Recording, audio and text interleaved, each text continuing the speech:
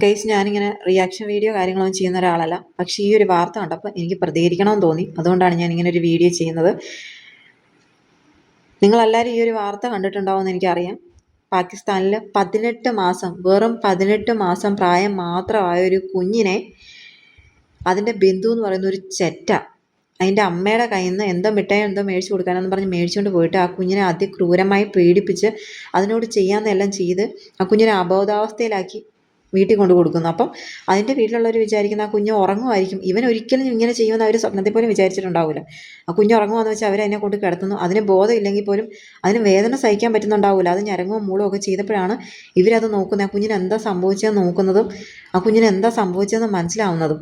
എനിക്കതൊന്നും പറയാൻ പോലും പറ്റുന്നില്ല. കാരണം എനിക്ക് 2 പെൺമക്കളാണ്. ഇപ്പോൾ ഓരോ ദിവസവും എണീറ്റ് വരുന്ന പേടിയോടെയാണ് നാളെ എന്താ സംഭവിക്കുക, ആർക്കാ സംഭവിക്കുക. നമ്മുടെ മക്കളെ ഒന്നും പുറത്ത് ധൈര്യമായിട്ട്, പുറത്തൊന്നല്ല വീടിനകത്ത് പോലും നമ്മുടെ മക്കൾ സേഫല്ല. ആ ഒരു കാലത്ത് നമ്മൾ ജീവിക്കുന്നത്. ഇത്രയും അധപതിക്കാൻ മനുഷ്യന്മാർക്ക് മാത്രമേ കഴിയത്തുള്ളൂ. ഈ 18 മാസം പ്രായം എന്ന് പറയുമ്പോൾ നിങ്ങളൊന്ന് ആലോചിച്ച് പോയി. ആ കുഞ്ഞിനത് സംസാരിക്കാനായിട്ടുള്ള പ്രായമായിട്ടില്ല. ആ കുഞ്ഞിന് എന്താ സംഭവിക്കുന്നതെന്ന് അറിയാനുള്ള പ്രായം അതിനായിട്ടില്ല. കരയാനുള്ളത് അതിനൊന്നിനും പറ്റത്തില്ല. ഈ കുഞ്ഞുങ്ങളോടൊക്കെ ഇങ്ങനെ ചെയ്യാൻ എങ്ങനെയാണ് ഇവർക്കൊക്കെ മനസ്സ് വരിക? കുഞ്ഞുങ്ങളെന്ന് പറയുമ്പോൾ ഒരു പൂ വിടർന്ന് വരുന്നൊരു അതിനെക്കാട്ടും ഭംഗിയാണ്, ഒരു മനോഹരമായ ഒരു പൂവിനെക്കാട്ടും ഭംഗിയാണ് കുഞ്ഞുങ്ങളുടെ മുഖത്തേക്ക് നോക്കുമ്പോൾ. അതുങ്ങളുടെ ചിരി കാണുമ്പോഴേക്കും നമുക്ക് എങ്ങനെയാണ് അതുങ്ങളെ ദ്രോഹിക്കാൻ തോന്നുക? എങ്ങനെയാണ് അതുങ്ങളെ ഈ കണ്ണുകളോട് കാണാനായിട്ട് പറ്റുക? ഇത്രയും അധപ്പതിച്ച് പോയോ ദൈവമേ ഈ മനുഷ്യന്മാർ. മൃഗങ്ങൾ പോലും ഒരിക്കലും അവർ ഭക്ഷണത്തിന് വേണ്ടിയിട്ടൊക്കെയാണ് ഈ വേറൊരു മൃഗത്തിനെ കൊല്ലുന്നതും ഒക്കെ. അല്ലാണ്ട് അവർക്കും ഇങ്ങനെ ചെയ്യാൻ കഴിയില്ല. അത്രയും വൃത്തിഹീനമായിട്ട് മാറി, അത്രയും വൃത്തികെട്ട മനസ്സുള്ളവരായിട്ട് മനുഷ്യന്മാർ മാറി. ഒന്നാമത്തെ കാര്യം എന്ന് വെച്ചാൽ പേടിയില്ല. അതാണ് ഏറ്റവും വലിയൊരു വിഷയം. ഇവർക്കറിയാം ഇത് ഇങ്ങനെ ചെയ്ത് കഴിഞ്ഞിട്ടുണ്ടെങ്കിൽ ഇതിന് ഇത്രയുള്ള ശിക്ഷയേ ഉള്ളൂ, ഇത്രയ്ക്കൊക്കെ ഇതിന് കിട്ടത്തുള്ളൂ എന്നുള്ളൊരു ഉത്തമ ബോധ്യം ഇവർക്കുള്ളതുകൊണ്ടാണ് ഇവർ വീണ്ടും വീണ്ടും ഇത് ചെയ്യുന്നത്. ഒരാൾക്ക് പേടിക്കുന്ന രീതിയിലുള്ളൊരു ശിക്ഷ കൊടുത്ത് നോക്കുക. നാളെ അടുത്തവനത് ചെയ്യാനായിട്ടൊന്ന് പേടിക്കും. ഈശ്വര, അവനത് ഇങ്ങനെ ചെയ്തപ്പോൾ അവനിങ്ങനെ ഒരു പണിഷ്മെൻറ്റ് കിട്ടി, അപ്പോൾ ചിലപ്പം ഇങ്ങനെ ആയിരിക്കും നാളെ എനിക്കും കിട്ടുന്നൊരു പേടിയുണ്ടെങ്കിൽ ചിലപ്പോൾ അവനതിൽ നിന്ന് പിന്മാറും. പക്ഷേ ഇതങ്ങനെയല്ലല്ലോ. നമ്മുടെ നിയമമൊക്കെ ഇങ്ങനെയുള്ള ആൾക്കാർക്ക് വേണ്ടിയിട്ട് മാത്രമുള്ളതാണ്. അല്ലാണ്ട് സാധാരണ നമ്മളെപ്പോലെയുള്ള നല്ല മനുഷ്യന്മാർക്ക് വേണ്ടിയിട്ടുള്ളതൊന്നും അല്ല. ഇങ്ങനെയുള്ള ആൾക്കാർക്ക് വേണ്ടിയിട്ടാണ് നമ്മുടെ നിയമം.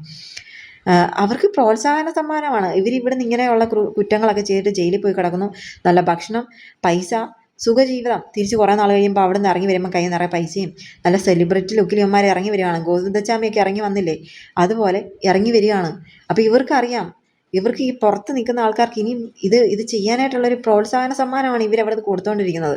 അതൊരു പണിഷ്മെൻ്റ് അല്ല. ഇപ്പം എത്ര പേരെ വധശിക്ഷ വിധിച്ചു എന്ന് പറഞ്ഞിട്ട് കൊണ്ടിട്ടിട്ടുണ്ടല്ലോ. ഇവന്മാരെ ആരെങ്കിലും കൊല്ലുമെന്ന് തോന്നുന്നുണ്ട്? ഇല്ല. കുറച്ച് കഴിയുമ്പോൾ അവരെല്ലാം ഇറങ്ങി വരും.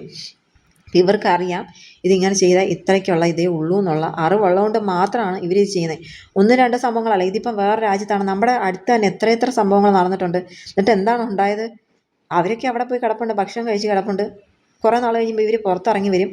ഇനി ഇത് ചെയ്യാൻ ഇരിക്കുന്നവന്മാർക്കും അതൊരു പ്രോത്സാഹനം. ഇങ്ങനെയാണ് ഓരോ കാര്യങ്ങൾ ഈ നാട്ടിൽ നടക്കുന്നത്. ഒരാൾക്കൊരു മര്യാദയ്ക്ക് ഒരു ശിക്ഷ കൊടുത്ത് നോക്ക്.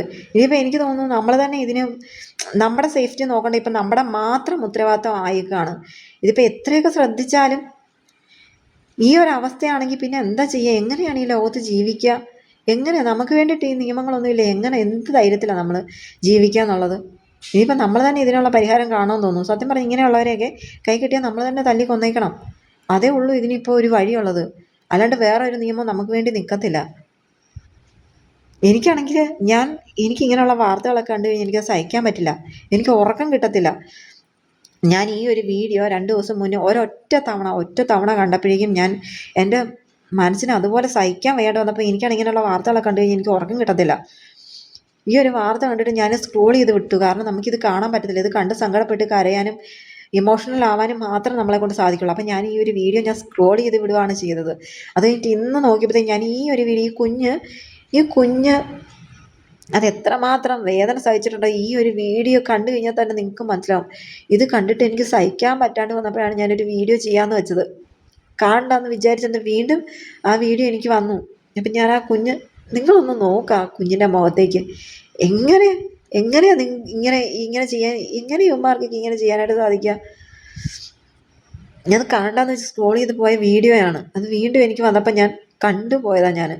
സഹിക്കാൻ പറ്റാണ്ടാണ് ഞാനൊരു വീഡിയോ ചെയ്ത് കൊടുത്തത്. ആ കുഞ്ഞിനെ മുഖത്തേക്ക് നോക്കി എന്ത് നിസ്സഹായാവസ്ഥയിലാണ് അത് കിടക്കുന്നതെന്ന്. എന്തിനായിരുന്നു ഇതൊക്കെ? എത്രമാത്രം വേദന ആ കുഞ്ഞ് സഹിച്ചിട്ടുണ്ടാവും. സത്യം പറഞ്ഞല്ലോ, ഞാൻ ഇനി കൂടുതൽ ഇതിൽ കൂടുതൽ ഒന്നും പറയുന്നില്ല. പറഞ്ഞു കഴിഞ്ഞിട്ടുണ്ടെങ്കിൽ ഞാൻ എന്തെങ്കിലും എൻ്റെ നാവിൽ നിന്ന് അറിയാണ്ട് വേണ്ടാത്ത കാര്യങ്ങൾ ഞാൻ പറഞ്ഞു പോകും. അതുകൊണ്ട് ഞാൻ കൂടുതലൊന്നും പറയുന്നില്ല.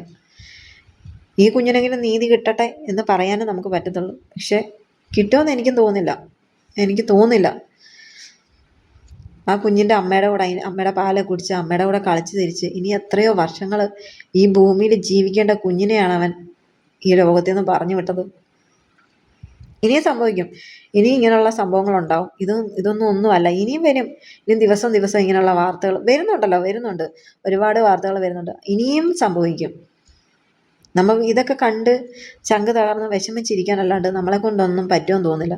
അതല്ല, ഈ പറഞ്ഞ പോലെ നമ്മൾ തന്നെ ഇറങ്ങണം. നമ്മൾ തന്നെ ഇറങ്ങേണ്ടതായിട്ട് വരും ഇതിന് വേണ്ടിയിട്ട്.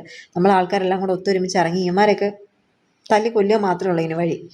അല്ലാണ്ട് വേറെ വഴിയൊന്നും ഞാൻ ഇതിനകത്ത് കാണുന്നില്ല. ദയവ് ചെയ്തിട്ട് ഇത്രയും കഴപ്പ് മൂത്ത് നടക്കുന്നവന്മാരോടാണ്, നിങ്ങൾക്ക് ഇത്രയും സഹിക്കാൻ വയ്യാതെ മുട്ടി നടക്കുകയാണെന്നുണ്ടെങ്കിൽ ഇതിനൊക്കെ ഒരുപാട് വഴികളുണ്ട്. നിങ്ങൾ അത് നോക്കുക. ഈ ഒന്നും അറിയാത്ത പെണ്ണുങ്ങളെയും ഈ കുഞ്ഞുങ്ങളെ എന്താ ഒന്നും സംസാരിക്കാൻ പോലും പ്രായമാവാത്ത ഈ കുഞ്ഞുങ്ങളോട് നിങ്ങളിങ്ങനെ ദ്രോഹം ചെയ്യരുത്. നിങ്ങളുടെ കഴപ്പ് മാറ്റാൻ വേണ്ടി വേറെ ഒരുപാട് വഴികളുണ്ട്. നിങ്ങൾ അതൊക്കെ പോയി നോക്ക്. നിങ്ങൾ എന്തിനാണ് നിങ്ങളിങ്ങനെ ചെയ്യുന്നത്?